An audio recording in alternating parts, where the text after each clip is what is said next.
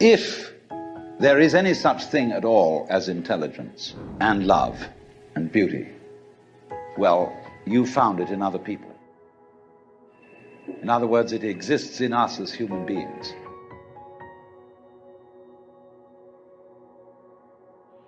And as you explore deeper and deeper and deeper into the nature of yourself, you find that you're a rhythm doing a rhythm. And behind that there's another rhythm doing a rhythm.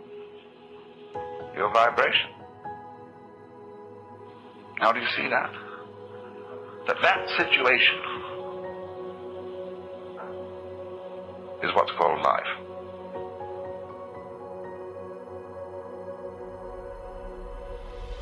And so if you do, in the first place, feel selfish and come to the conclusion, as a result of trying various experiments with love, that you love yourself more than anybody else,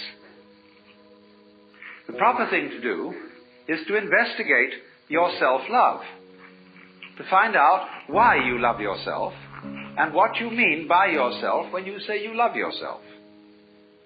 For the reason is this: love is not something that is a sort of rare commodity. Everybody has it. Existence is love. But it's like water flowing through a hose. It depends in which direction you point it. So everybody has the force running. So we might say that the red end of the spectrum of love is Dr. Freud's libido. And the violet end of the spectrum of love is agape, the what is called divine love or divine charity. And that in the middle, the various yellows, blues and greens are friendship, human endearment, consideration, and all that sort of fellow feeling. But it's all the same thing. And so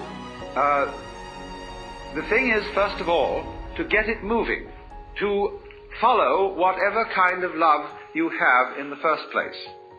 Because you cannot control love until you have some to control, until you have it running. You've got to get your car running before you can learn how to drive it. You will not become a skillful driver by sitting at a still car in a garage any more than you will become a skilled dancer if you simply never move your arms and legs. The first thing then is to discover what indeed you do love, if anything, and you will find there is something. Now, it's said that selfish people love themselves. I would say that that is really a misunderstanding of the whole thing, because yourself is something that is really impossible to love. There are various reasons for this, but one obvious reason is that loving oneself is as difficult as kissing your own lips. If you explore what you love when you say you love yourself, you will make the startling discovery that everything you love is something which you thought was other than yourself. Now, to trust oneself to be capable of love, to bring up love, in other words, to function, is to take a risk. It's a gamble.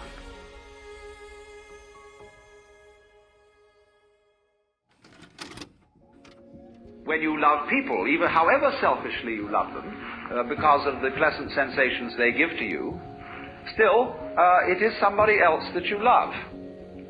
And as you inquire into this, as you follow honestly your own selfishness, many interesting transformations begin to come about in you. One of the most interesting transformations of being directly and honestly selfish, in the same way that, for example, cats are, is that you stop deceiving people. A great deal of damage is done in practical human relations by saying that you love people, when what you mean is that you ought to, and you don't really. You give the wrong impression, and people begin to expect things of you which you're never going to come through with. Now, when you go deeply into the nature of selfishness, what do you discover?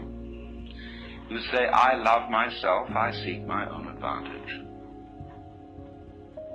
Now, what is the self that I love? What do I want? And that becomes an increasingly ever-deepening puzzle.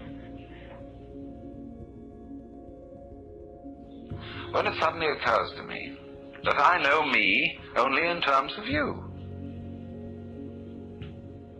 See, when I think of anything that I know and that I like, then it's always something that can be viewed as other than me. I can never get to look at me. Real me. It's always behind. It's always hidden. And I really don't know it well enough to know whether I love it or not. Maybe I don't. Maybe it's an appalling mess. But certainly the things I do love and that I want from a selfish point of view, when I really think about them, they're all something else that's in a way outside me. Now, we saw that there is a reciprocity, a total mutual interdependence between what we call the self and what we call the other.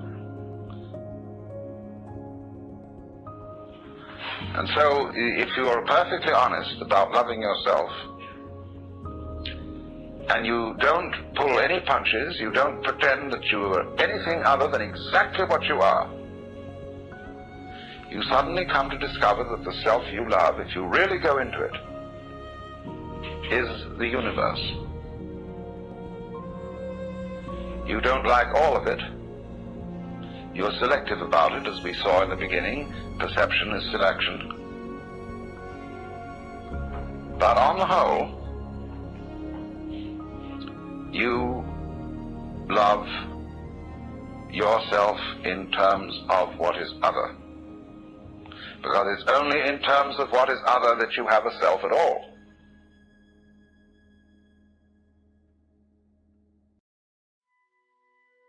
I feel that one of the very great things that C.G. Jung contributed to mankind's understanding was the concept of the shadow. That everybody has a shadow. And that the main task of the psychotherapist is to do what he called to integrate the evil. To, as it were, put the devil in us in its proper function.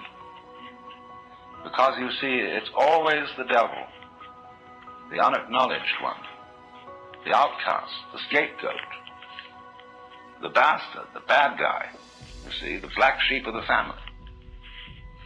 It's always from that point, that which we could call the fly in the ointment, you see, that generation comes.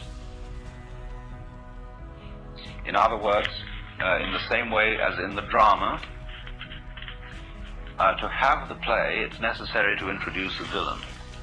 It's necessary to introduce a certain element of trouble.